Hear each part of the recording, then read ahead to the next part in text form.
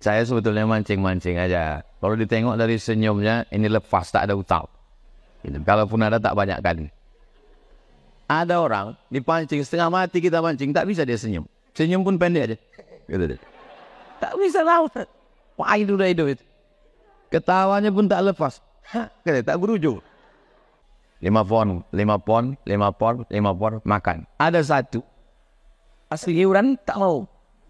Asli iuran lari ke kamar. Bang Sapur ini orangnya to the point. Pas dilihat, kau jangan makan, kau tak iuran. Meninggal dia. Untuk dia Allah maafillahu warhamu al-fatihah. Kalau bisa begitu, jangan sampai kita pas ditanya orang, kenal kau siano? Kenal. Meninggal dia, alhamdulillah. Muak kali aku nengok mukanya. Walaupun tidak rutin, 1 bulan hanya sekali di Sabtu kedua tiap awal bulan. Mudah-mudahan kita istiqomah bertemu bersilaturahim ini insyaAllah. Momen kita sekarang ini diberi judul halal bihalal. Halal diambil dari kata yang selalu kita baca dalam doa. Rabbi syrahli sadri wa yassirli amri wahlul. Wahlul itu dari kata halal. Wahlul uqdatan, lepaskan simpulan-simpulan. Nabi Musa kurang lancar bicaranya, maka dia berdoa wahlul uqdatan, lepaskan kendala-kendala min lisani, dari lidah saya, supaya apa? Yafqahu qawli, supaya orang paham apa yang saya bicarakan. Makanya saya kalau sudah bicara 5-10 menit, saya tanya jamaah itu, sampai di sini paham? Paham Pak Ustadz. Mengajar pun gitu juga. Paham? Kurang Ustadz. Saya ulang 3 kali. Udah 3 kali saya ulang, paham? Tidak Pak Ustadz. Kalau gitu tak usah kita teruskan. Karena kalau tidak diteruskan juga 2 kemungkinan. Kalau tak aku gilo, kau gilo. Wahlul uqdatan, lepaskan sangkutan-sangkutan, ikatan-ikatan, kendala-kendala. Maka yang selama ini tersangkut hubungannya, macet-macet komunikasinya, maka halal bihalal itu diringkas kepada 3. Mencairkan yang beku, mengurai yang kusut, menyambung yang putus. Mudah-mudahan yang selama ini putus menjadi tersambung. Mudah-mudahan yang selama ini kusut menjadi terkurai. Mudah-mudahan yang selama ini beku menjadi cair. Maksudnya hubungan. Adapun THR itu tidak tanggung jawab YTWU. Nah, sekarang banyak alat komunikasi. Grup WhatsApp, Telegram, Instagram, FB, tapi orang tidak berkomunikasi. Kenapa? Karena tak ada pertemuan, tak ada tatap muka. Omongan si A diposting di grup WhatsApp, di screenshot, dimasukkan ke FB, di komen orang lain, ramai.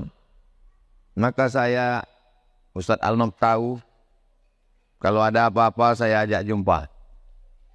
Ustadz Alnop, ayo kita jumpa, kita tatap muka. Saya tidak mengajak ke rumah saya, takut nanti orang tertekan. Saya sebetulnya ada yang mau saya sampaikan ke Ustadz Somad. Kenapa tak kau cakap waktu di rumah dia? Segan saya, udah minum saya teh manis dia. Ajak di tempat yang netral. Di mana tempat netral? Rumah makan.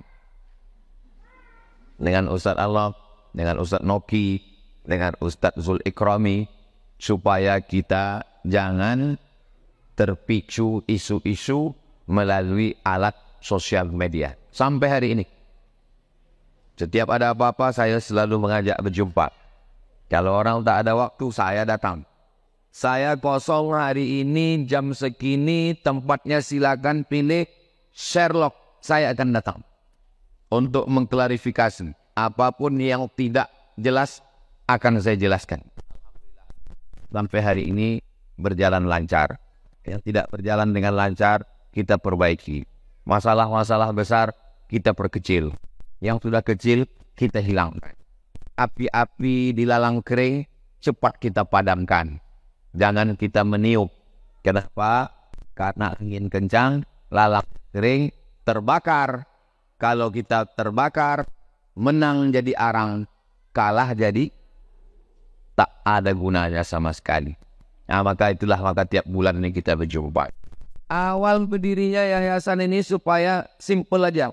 Tak pernah terpikir punya rumah guru, punya apa namanya ini soal pendopo. Punya pendopo, punya wisma, tak pernah terpikir. Masih ingat ibu komunitas 3 tahun yang lalu kita letakkan batu pertama di bawah semak-semak pokok kates itu. Ada terpikir kita waktu itu akan punya pendopo yang berapa harga lampu ini soal? 47.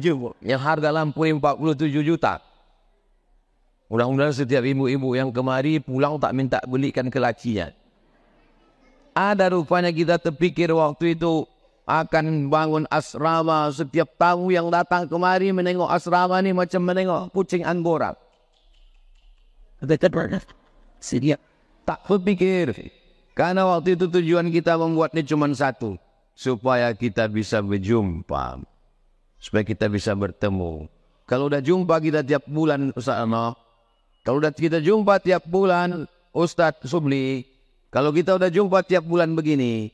Nanti kalau dapat kalian kabar aku mati. Tak usah kalian datang. Kenapa begitu Pak Ustaz? Karena tanganku tak bisa menghapus air mata. Ustaz janganlah cerita mati Ustaz. Karena kalau ku tengok-tengok antara aku dengan kalian.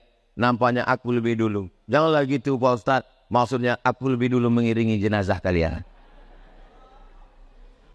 Jadi kita ini kan sebetulnya menunggu malaikat maut datang. Menunggu malaikat maut datang kita buat rumah guru. Belum juga dia datang kita buat asrama. Rupanya belum juga dia datang kita buat pendopo. Tak juga dia datang kita buat wisma. Belum juga malaikat maut itu datang kita buat Nurul Azhar 2. Tak juga dia datang, kita buka Nurul Azhar 3, tanahnya udah ada di depan. Pak Alirman ngasih, mudah-mudahan malaikat maut itu tak ke Pak Alirman duluan. Hidup ini simple saja. Tak usah terlalu ribet, jelimet, sulit, susah, payah. Sementara malaikat maut datang. Komunitas hamba Allah, komunitas Aisyah, sementara malaikat maut datang, masak-masakkanlah rendang, nasi. Kalau dah malaikat maut datang, kami pula nanti yang membawakan malam tahmilan. Begitu kan Ustaz Allah? Iya kata Ustaz Allah. Inilah hidup yang paling indah. Masalah orang bicara tentang kita, tidak ada yang selamat dari lidah manusia kecuali orang gila. Orang gila sajalah yang selamat dari lidah manusia. Kenapa orang gila itu selamat dari lidah manusia? Karena dia tak memikirkan cakap orang. Sedangkan Nabi Muhammad pun tak selamat dari lidah manusia. Apa kata mereka tentang Nabi Muhammad? Sahir, tukang sihir. Majnun, orang gila. Asatirul awwalin, tukang dongeng. Kanzab, tukang bohong. Nabi itu. Apalagi kita. Jadi kalau ada orang berpikir, kita udah buat baik Pak Ustaz. Kenapa orang ngomong tak baik tentang kita? Itu tanda dia punya mulut. Kenapa dia nulis tak baik tentang kita? Itu tanda dia punya Facebook. Biarkan saja anjing menggonggong, kafilah berlan. Macam mana supaya anjing ini tak menggonggong Pak Ustaz? Kasih dia tulang. Udah aja. Udah dikasih tulang tetap juga menggonggong Pak Ustaz. Kasih dia telur ayam. Kalau udah dikasih telur ayam, insya Allah tak menggonggong lagi. Kenapa? Karena dalam telur ayam tuh buat jarum. Jadi bisa kita bertatap muka, bersilaturahim, bersalaman, berbagi cerita. Maka inilah. Apalagi ini tak lama lagi pilkada. Ini semakin terang benderang, serangan-serangan, fitnah-fitnah, hoax-hoax. Saya mana bisa menolak orang datang bertamu. Habis membacakan Riyadhus Shalihin subuh Rabu, pintu terbuka. Berdatanganlah orang. Orang datang kita sangka mau minum. Rupanya membawa tim, difotonya dari jauh.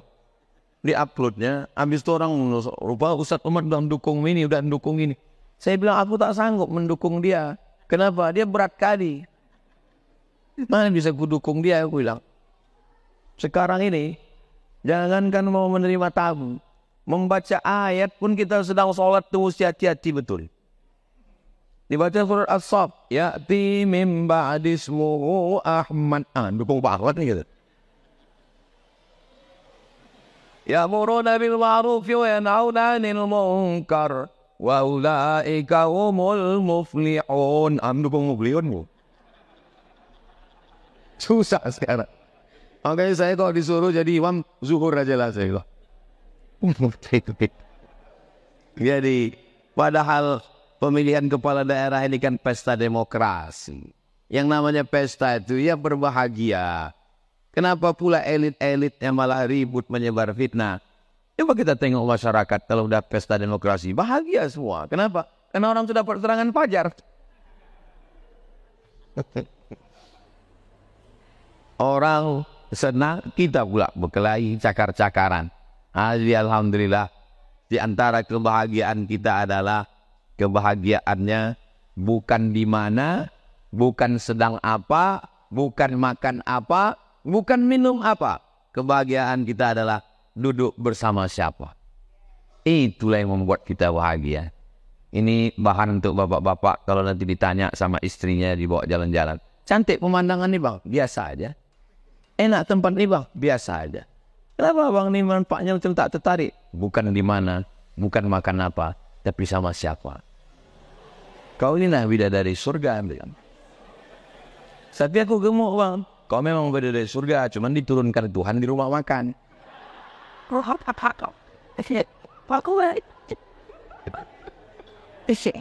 Boleh untuk bahan bapak yang bininya tak ikut. Kalau ikut jangan diulang lagi. Dah tahunya ujungnya itu kata dia. Nah, saya sebetulnya mancing-mancing aja. Kalau ditengok dari senyumnya, ini lepas tak ada utang. Kalaupun ada tak banyak kali.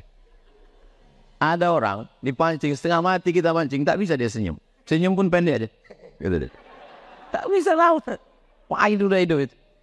Ketawanya pun tak lepas. Tak berujung. Bisa kita duduk begini, ini sudah kebahagiaan yang luar biasa. Bapak Ibu, kalau kita sampai di Mesir itu, rindunya sama makanan-makanan Indonesia nih ya Allah. Kenapa kita rindu? Bukan karena makanan itu enak, karena tak ada. Tak ada barang itu. Datanglah kawan saya, kakak kelas saya yang sekarang jadi tim UAS Sumatera Utara. Namanya Ustadz Iqbal Sauki Pulungan. Mat, nanti makan di rumah ya. Ya bang. Apa menunya? Aku kan ada kawan baru datang dari Medan. Kita makan daun ubi tumbuk. Wah terbayanglah dari ubi tumbuk. Enak ini. Sampai di rumahnya. Hitam. Kenapa daun ubi tumbuk ini hitam? Rupanya. Daun ubi itu kan kalau dibawa dari Medan ke Kairo busuk. Dijemur dulu kering. Dijemur kering sampai macam daun pisang itu. Baru dimasukkan. Itulah dimasak. Tapi dia menjadi enak. Kenapa? Karena jarang-jarang. Karena lama tak jumpa. Kalau mau makan kangkung dulu. Kalau makan kangkung. Asal nampak cubu sihat datang senang hati. Karena dia dulu ada nanam kangkung. Dia tinggal di asrama. Di asrama itu ada tanah kosong. Kami yang nyewa rumah tak ada tanah. Tinggal di lantai 2 mana ada tanah. Dia punya tanah. Asal datang dia makan tumis kangkung lah kita. Iuran lah itu. Yang tukang kutip iurannya Ustadz Saprudin Sa'an almarhum. 5 pon makan. Ada satu. Asli iuran tak mau.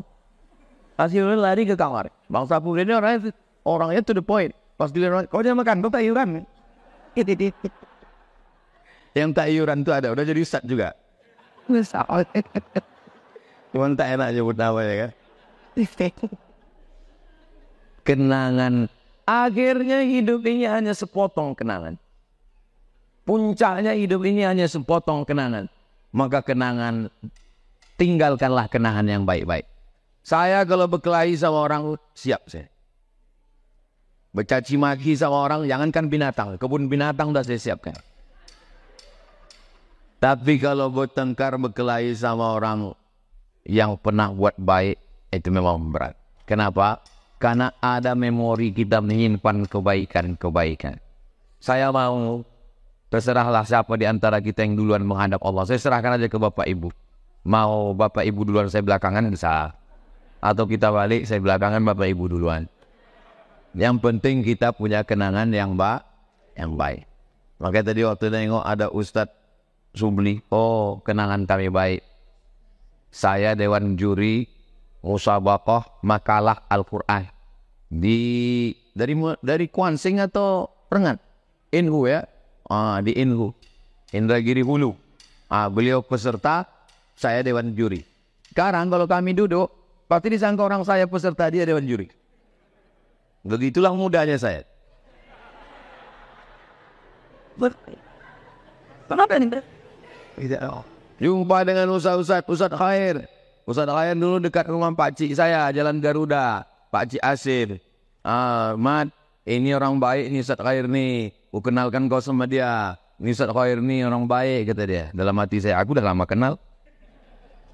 Hari ini sampai hari ini saya kan bisa silaturahim. Saya datang ke pondok beliau di Bengkalis. Datang kemarin orang Bengkalis. Ustadz, ingat dengan saya. Saya kalau udah jamaah bertanya ingat dengan saya serba salah. Mau saya bilang ingat, saya tak ingat. Mau dibilang lupa, takut dia kecil hati, akhirnya saya diam. Nah, Ustaz pasti ingat kan? Hehehe, gitu saya.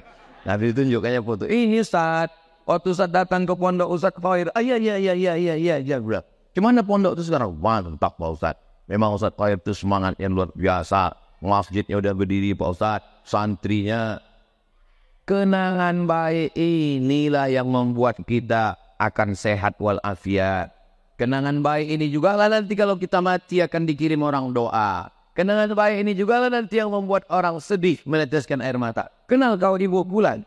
Kenal. Yang dulu selama sekitar pengajian sering-sering ke Azhar, iya. Meninggal dia. Untuk dia Allah maafillahu warhamu al-fatihah. Kalau bisa begitu, jangan sampai kita pas ditanya orang, kenal kau si Anu? Kenal. Meninggal dia, alhamdulillah. Wah kali aku nengok mukanya. Ini santri-santri nih, penghafal Quran.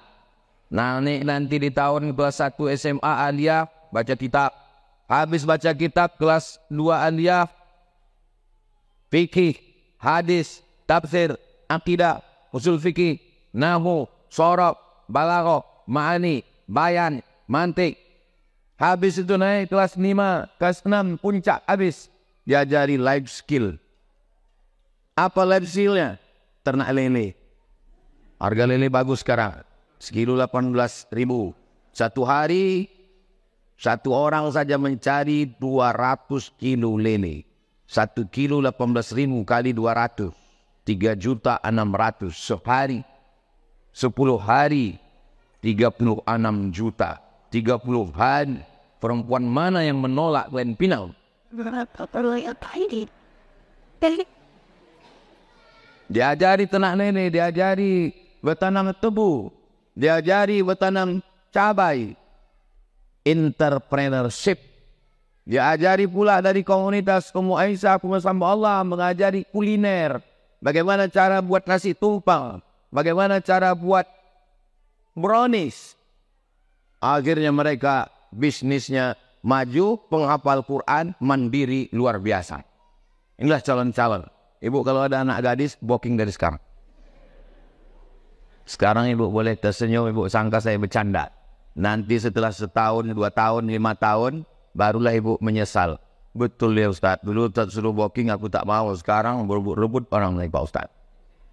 Menetes air mata ibu-ibu berjumpa sama saya di masjid Komplek Tentara Al-Mukhlisin. Kenapa ibu menangis bu? Anakku ini Pak Ustadz, ku sekolahkan sekarang berhasil, udah kerja di rumah sakit Pak Ustadz. Jadi kenapa ibu menangis? Menantuku pecandu narkoba Pak Ustadz. Nasi sudah jadi tai ayam. Menantu pakai narkoba, ibu cerita bubur juga lagi.